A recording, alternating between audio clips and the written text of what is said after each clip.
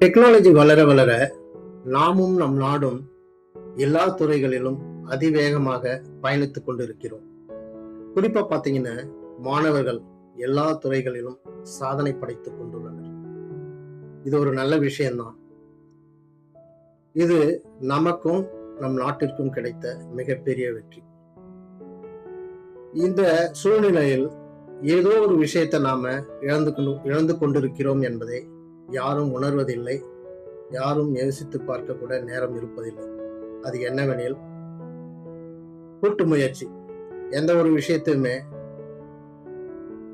கூட்டா சேர்ந்து டிஸ்கஸ் செய்து அதுக்கு ஒர்க் அவுட் பண்ணோம்னா 100% வெற்றி கிடைக்கும். உதாரணமாக காலையில் வேலைக்கு சென்று மாலை வீடு திரும்பியவுடன்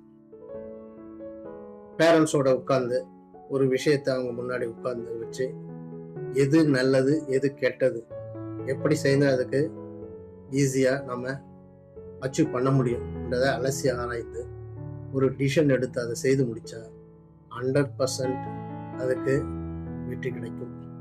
ஆனால் அதற்கு உண்டான நேரம் யாரிடம் இருப்பதில்லை.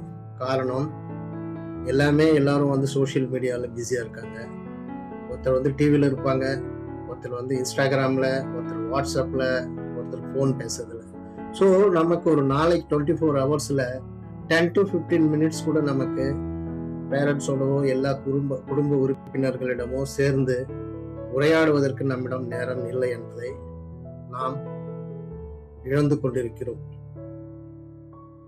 இன்னொரு விஷயம் நான் சொல்றேன். இந்தியன் ஆர்மியில பாத்தீங்கன்னா ஒன் மேன் ஆர்மின்ற விஷயமே கிடையாது.